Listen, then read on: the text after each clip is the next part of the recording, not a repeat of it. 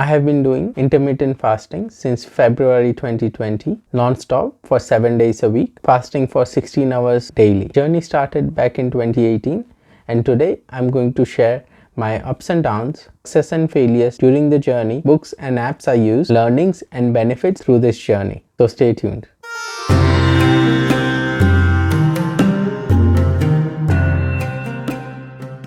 My journey with intermittent fasting started more than 2 years ago in 2018 when somebody I know recommended a book called Complete Guide to Fasting by Jason Fung. Even though I grew up in an Indian family where fasting is quite common, it was something that I never did while growing up. My biggest motivator for intermittent fasting was the amount of time I actually spent eating and excreting throughout the day. I always had been a fat kid, and so any new kind of food would always excite me and entice me to try anything and everything that I could find and lay my hands on. Second biggest motivator for me was I had tried a lot of diet to lose weight. However, a simple understanding that more food or different kind of food is not gonna solve the answer. The answer to stop obsessing about food is not thinking about food at all. It's about that pink elephant story where if somebody keeps telling you to not think about pink elephant, you're gonna think about that pink elephant with a yellow tail. So it was that revelation for me that did the trick, where I realized I don't need to look into 10 different diets or 10 different ways or what I can eat or not eat. What should I eat? Carbs? Should I have sugar? What kind of sugar I have? Natural sugar, artificial sugar, none of it matters. I should have right amount of portions, right amount of during right hours of the day, and for limited hours during the day, 7 days a week, and simply keep at it. The book definitely helped me. By the end of the book, I was so excited that for at least couple of months I did whole 24-hour fast, and I even went up to 48-hour fast without eating anything. I definitely had some coffee for the 2 days and water, but I managed to stay fasting for up to 48 hours. And when I managed to do that, that was a surprise for my own self, and that opened up a lot of boundary and just a teaser in terms of the potential and the power in fasting. All of a sudden, the autobiography of Mahatma Gandhi that I read started making sense. If you read autobiography of Mahatma Gandhi, he talks a lot about food and his fasting. And when I read it, I didn't understand it. I was like, why is this person so obsessed with it? But when I did it for myself, it made me understand. Because when you start fasting, you're not wasting energy on eating, digesting the food and excreting it. And what that does, it creates tremendous amount of energy in your body, which usually was being wasted for digestive purposes. However, after a few months, that initial excitement was gone, and because I wasn't doing consistently, I stopped doing it and I couldn't keep up. And it is often said that if you want to form a habit, which is what I wanted that mental shift in my life for a long term, not something temporary. You have to do it daily and consistently.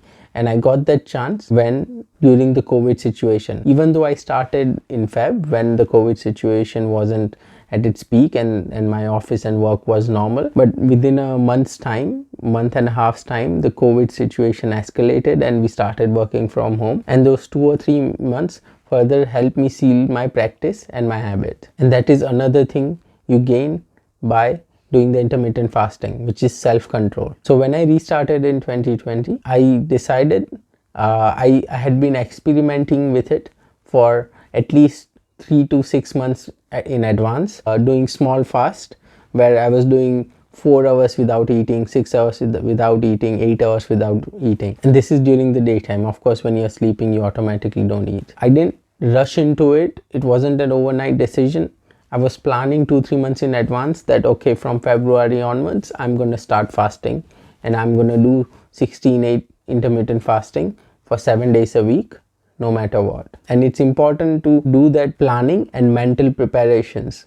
I was repeating the affirmations mentally, doing the visualizations to make sure that I'm prepared for what was to come. I'm actually not a coffee person, so in case if things get worse, the things I do and would end up having is coconut water, vegan milk. So usually for me it's oat milk. In case if I didn't get time to eat until the deadline that I have set. Second thing I also made sure was I would not eat after 7 p.m. or in worst case scenario after 8 p.m. But I try to stick to the 7 p.m. plan. I definitely obviously have water. I don't keep any restrictions on that. There are two peak times. When I did my research, most people actually pick 2 p.m. to 10 p.m. Me personally, I prefer 11 p.m. to 7 p.m. or 12 to 8. Now I'll quickly share some of the learning. First was obviously start small, prepare in advance, read some books, do your affirmations, do your visualizations, make sure you have all the coconut water or oat milk or coffee, whatever you prefer in your house at all times. Other thing you need to make sure of is, if you're coming, for example, when I set my time that after 7 p.m. I'm not gonna eat, and all of a sudden I realize that, oh, it's 6:30, I only got half an hour, I'll start looking for anything and everything and start stuffing food to make sure that I don't stay hungry for the next 16 hours. That is very damaging, so don't do that. What I've started doing instead is just, if I realize that okay, it's too late and there's not enough prep food that I can have, self-control. Just accept that okay, I'll just have some coconut water or some oat milk in the next half an hour, and then I'll remain in fast for next 16 hours. What would help is every now and then I still end up doing 24-hour fast.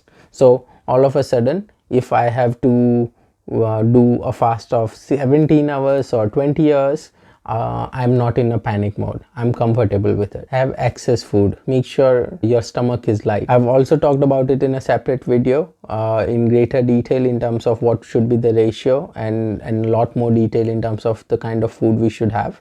But I'll quickly summarize, which is our stomach should have half filled with food, 1/4 with liquid, 1/4 with air.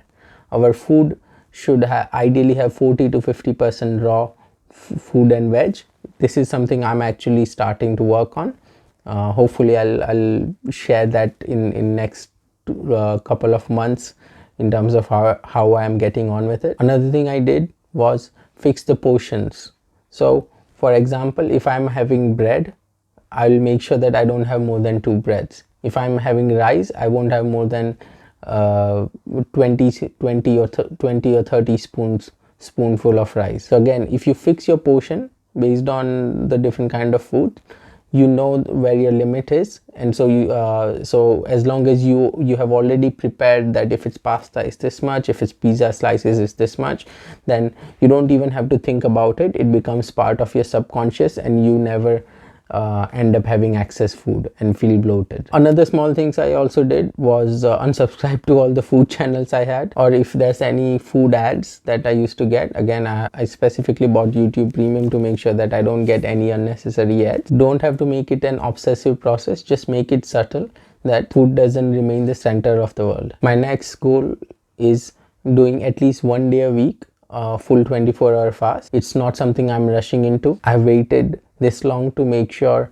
that I'm comfortable with the 16-hour fast, and again, I am planning it at least 2 or 3 months in advance to make sure that when I start that habit, I can sustain it for the rest of my life. So finally, the benefits I experienced doing the intermittent fasting for so long is more energy throughout the day. No doubt about that. I actually ended up losing just around 9 or 10 kilos, which is around 1.5 stones. I feel much better when I go to bed because I am not having any food at least 3 hours before I go to bed.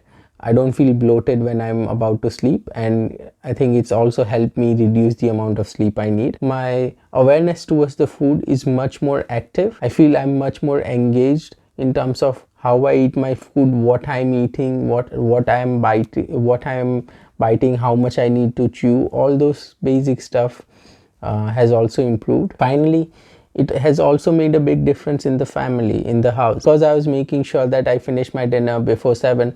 All of a sudden, all of the family members started doing the same, and now we finish all the work in the kitchen before 8 at the very late, and even sometimes around 7. This has given me much more time to do work like this. Also gives me and my partner time to do some of the podcasts together, or even go for a walk every other day, or watch a show together. So even if you can't do the full intermittent fasting, I think the least you should try and do is try and have lunch or dinner before 7. I also used a diary to log my daily fasting. I've used multiple techniques, from using Google Forms, PDF planners, as well as apps. I currently use the app called Zero, but I'll share the link to the planner as well. So I'll share the link for the planner, the app, the book that helped me in this journey. And I hope all the tips I shared will also help you in the journey. Have you gone through intermittent fasting? What were your failures? What were your successes? What were the benefits that you found doing the intermittent fasting? Are there any tips that I should be using?